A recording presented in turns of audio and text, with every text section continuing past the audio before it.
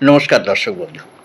আজ আমরা চলে এসেছি উত্তর চব্বিশ পরগনার এক অতি প্রাচীন এবং বৈষ্ণব ধর্মের অন্যতম প্রধান কেন্দ্র খড়দহে। গঙ্গার কোল ঘেঁষে গড়ে ওঠা এই জনপদ আজও বহন করছে ৫০০ বছরেরও বেশি পুরনো ইতিহাস। হ্যাঁ, আজ আমি আপনাদের ঘুরিয়ে দেখাবো এমনই এক প্রাণপুরুষ শ্রী শ্রী নন্দদুয়াল জিউয়ের মন্দির। প্রথমে বলে রাখি, আপনারা এই জায়গায় আসবেন কিভাবে। শিয়ালদা মেন শাখায় নৈহাটির পথে আপনারা নামবেন খড়দা স্টেশন। খড়দা স্টেশনের ৪ নম্বর প্ল্যাটফর্ম ধরে হেঁটে আপনাদের আসতে হবে রেলগেটে। রেলগেট পার হয়ে বাম দিকে আপনারা যাবেন, কিছুটা এগিয়ে আপনারা পাবেন অটো। সেই অটোতে ১০ টাকা মূল্যে আপনারা পৌঁছে যাবেন বন্দিপুর মোড়লপাড়া, এবং সেই জায়গা থেকে আরেকটি অন্য অটো বা টোটোতে আপনাদের যেতে হবে নন্দদুলাল জিউয়ের মন্দিরের পথে। সেখান থেকে আপনাদের পড়বে ২০ বা ২২ টাকা। সর্বমূল্য ৩২ টাকা এক পথে আপনাদের পৌঁছে দেবে এই শ্রী শ্রী নন্দদুলাল জিউয়ের মন্দিরে। আমরা এই মন্দিরের সম্পূর্ণ ইতিহাস, কি মাহাত্ম্য, সব কিছু জেনে নেব। আপনারা আমার সঙ্গে থাকুন, ভিডিওতে চোখ রাখুন, আর আমার তথ্যের উপরে নির্ভর করে আপনারা মানুষ দর্শন করুন। হ্যাঁ বন্ধুরা, আজকে আমরা এসেছি খড়দহে প্রাচীন জনপদে। যেখানে দাঁড়িয়ে আছি সেটি শ্রী শ্রী নন্দদুলাল জিউ মন্দির। এই ১৫০০ শতকের শেষ ভাগে নিত্যানন্দ মহাপ্রভুর পুত্র বীরভদ্র গোস্বামী এই বিগ্রহ স্থাপন করেছিলেন। কথিত আছে, গৌড় থেকে আনা একটি কষ্টি পাথর কেটে ৩টি বিগ্রহ তৈরি করা হয়েছিল, যার মধ্যে এটি একটি নন্দদুলা।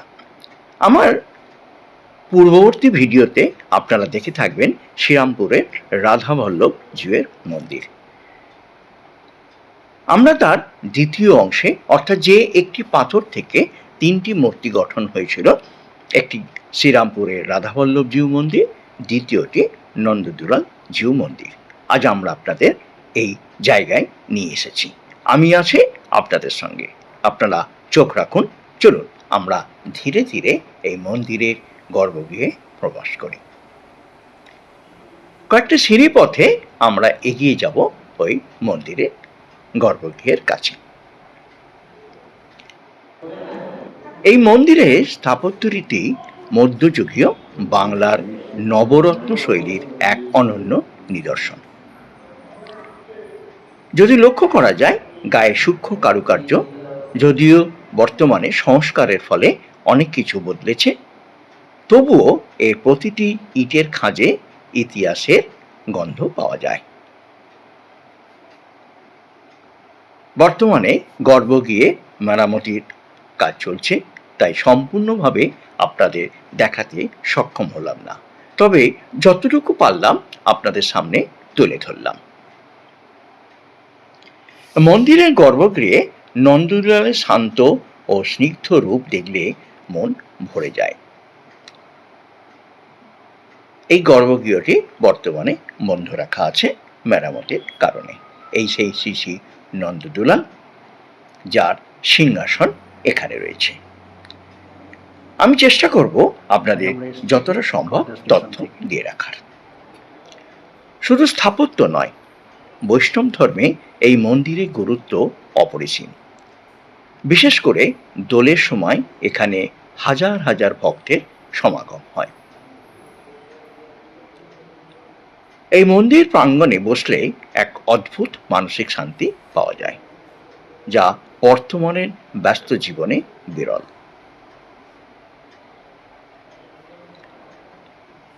খড়দা স্টেশন থেকে নেমে সহজেই টোটো করে আপনারা এখানে আসতে পারবেন। অবশ্যই আমি প্রথমেই বলে দিয়েছি কিভাবে আসবেন। নন্দদুলাল জিউয়ের এই প্রাচীন ইতিহাস আমাদের বাংলার গর্ব। গর্ভগৃহে আরও কিছু মূর্তির অংশবিশেষ আমরা লক্ষ্য করলাম। এই মন্দিরের পাশেই রয়েছে ভোগ প্রসাদের জায়গা, যেখানে নিয়মিত অবশ্যই বিশেষ বিশেষ কারণের দিনে আমরা এই ভোগ প্রসাদ গ্রহণ করতে পারি। এই বিশাল নাট মন্দির সত্যি সুন্দর। এক্ষেত্রে গ্রামবাসীকে এবং যে পক্ষ এই সেবায়িতের কাজ করছেন তাদের অসংখ্য ধন্যবাদ। মন্দিরটি সুন্দরভাবে তারা পরিচালনা করেন। নাট মন্দির এখানে অনুষ্ঠানের সময়, তবে মন্দিরের দেওয়ালে বেশ কিছু চিত্র আমাদের অভিভূত করল। বর্তমানে মন্দিরটি রঙিন হওয়াতে আরো উজ্জ্বল হয়ে আমাদের সামনে ধরা পড়েছে। সত্যি শান্ত নিরিবিলি প্রাকৃতিক পরিবেশের মধ্যে কিছুটা সময় যদি আমরা আমাদের পরিজনকে নিয়ে এখানে আসি, মনে সত্যি শান্তি খুঁজে পাওয়া যায়। জীবন বৈচিত্র্যে সমস্যার কোনো শেষ নেই, তথাপি ঈশ্বরের কাছে যদি আমরা আমাদের কিছুটা সময় দিয়ে রাখি তাহলে অবশ্যই মনে শান্তি আসে। বর্তমানে মন্দিরের কাজ চলে, আপনাদের সম্পূর্ণভাবে তথ্য দিতে পারলাম না। এই গর্ভগৃহে আমাদের শ্রী শ্রী নন্দদুলারের প্রতি শ্রদ্ধা জানিয়ে আমরা আজকে ফিরে যাব। এই মন্দিরের স্থাপত্য এবং ধর্মীয় গুরুত্ব সত্যি অতুলনীয়। আপনারা যারা ইতিহাস ভালোবাসেন বা শান্তিতে কিছুটা সময় কাটাতে চান তারা অবশ্যই একবার এখানে ঘুরে যাবেন আর আমাকে সঙ্গে রাখবেন। আমি এই রকম বেশ কিছু ভিডিও আপনাদের সামনে তুলে ধরব। আপনারা ঘরে বসে এই সকল মানুষ দর্শন করবেন। ভালো থাকবেন, দেখা হচ্ছে পরের ভিডিওতে। পরবর্তী গন্তব্য শ্যামসুন্দরজিউর মন্দির।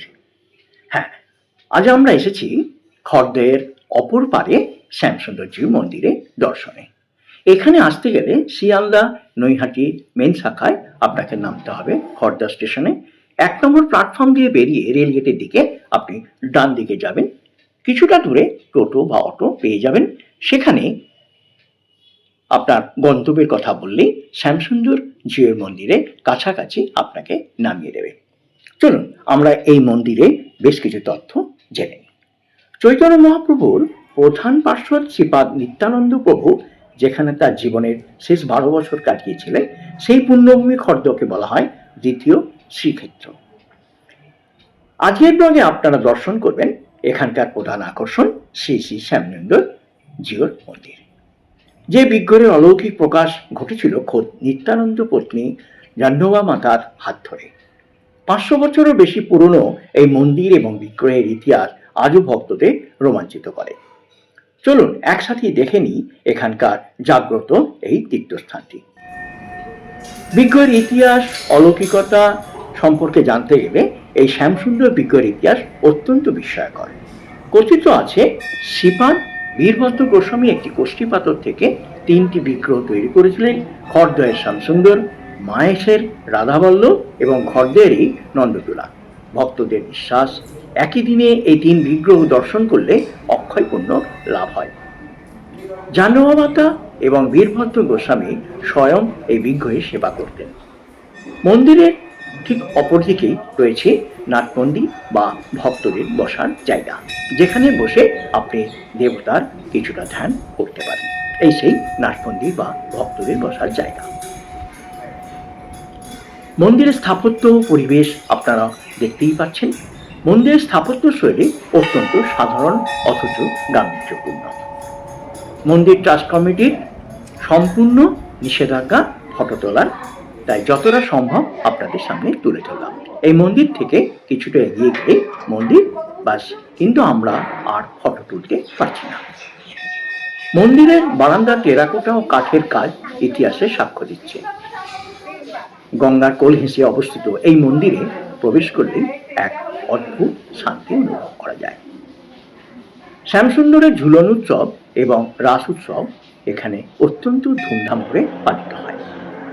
বিশেষ করে ঝুলন পূর্ণিমার সময় দূর দূরান্ত থেকে মানুষ এখানে ভিড় জমান। এছাড়া দোল এবং জন্মাষ্টমী আয়োজনও দেখার পর। বন্ধুরা, এই খড়দহের শ্যামসুন্দর জিউর দর্শন আপনার কেমন লাগলো? সত্যি কথা বলতে কি, এখানে এলে মনের সব অস্থিরতা শান্ত হয়ে যায়। আপনারা যদি ইতিহাসের সাথে ভক্তির এক মিলনস্থল দেখতে চান, তবে খড়দহের এই মন্দিরটি আপনার তালিকায় অবশ্যই রাখবেন। আজকের এই তথ্যমূলক ব্লগটি ভালো লাগলে একটি লাইক দেবেন এবং আপনার বন্ধুদের সাথে শেয়ার করবেন। আমাদের বাংলার এই প্রাচীন ঐতিহ্যগুলো সবার কাছে পৌঁছে দেওয়া আমাদের কর্তব্য। আপনি যদি আমাদের চ্যানেলে নতুন হন, তবে অবশ্যই সাবস্ক্রাইব করবেন। আজ তবে আসি, দেখা হবে খুব শীঘ্রই অন্য কোনো ঐতিহাসিক স্থানে। ততক্ষণ পর্যন্ত সবাই ভালো থাকুন, সুস্থ থাকুন।